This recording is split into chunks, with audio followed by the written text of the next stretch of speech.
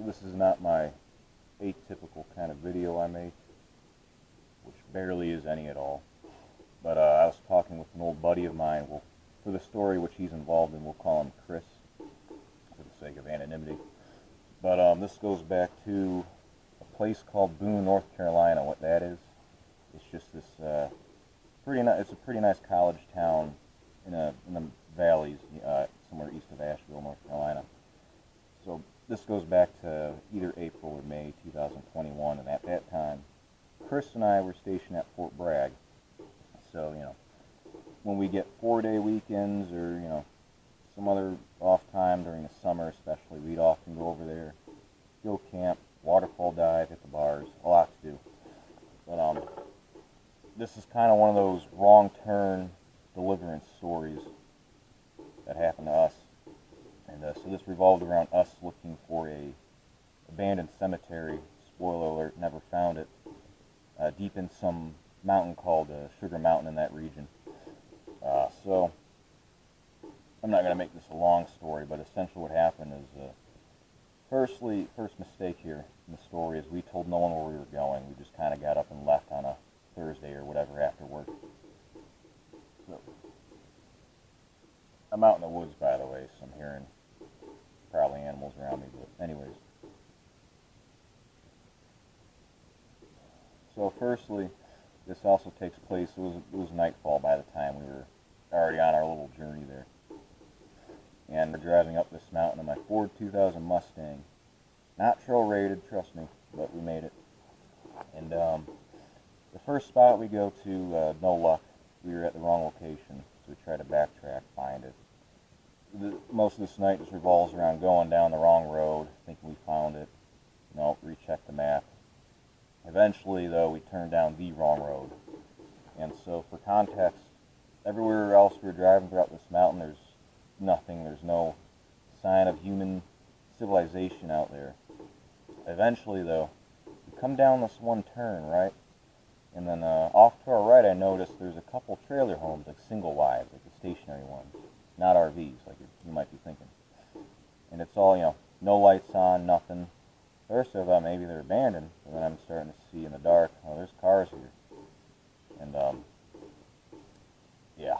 So then eventually at the end of this short road, it comes down to a kind of down left curve, and at the end of it there's another trailer kind of blocking me off. So dead end, I'm like, alright, I do a 5-point turn essentially. Now, as we're going back up this curve, mind you, there's foliage everywhere, it is dark as hell, there's no light. All I got are my dim headlights on my old car. All of a sudden I hear Chris go, "Oh shit!" Like, what?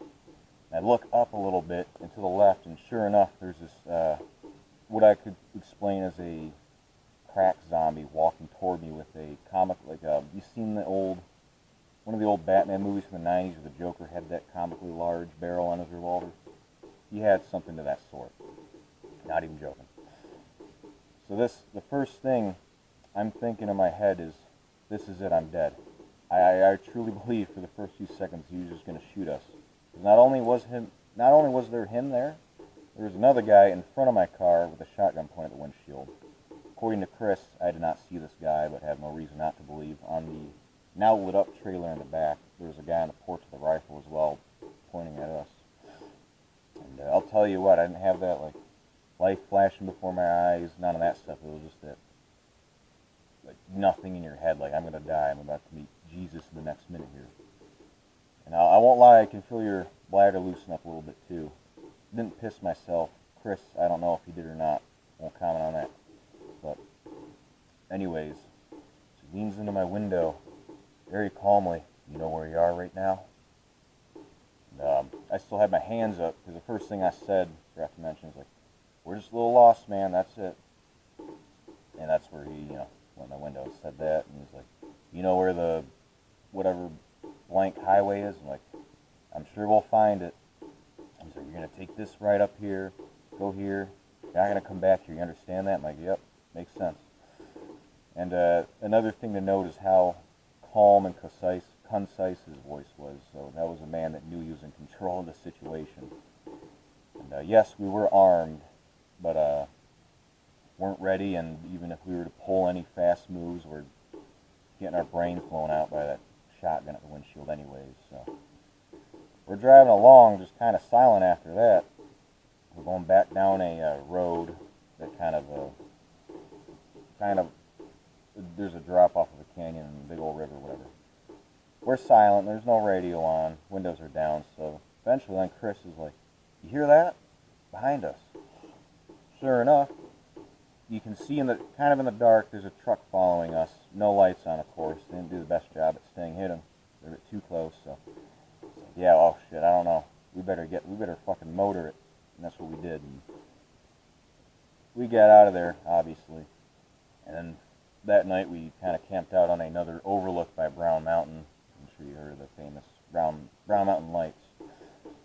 We were sitting there pissed off, like the audacity these people had, and we were speculating either they're just backwoods, meth-billies, which obviously they probably, have some kind of making meth there, or some sort of distillery, or whatever. And after our adrenaline goes down some, then that kind of real fear hits in, thinking, oh my God, I could have been gone. We didn't tell anybody where we went. No one would find us.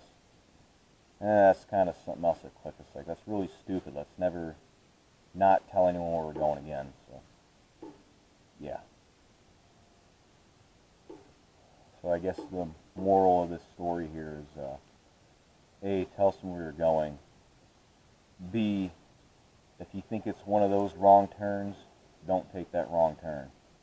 And, it's kind of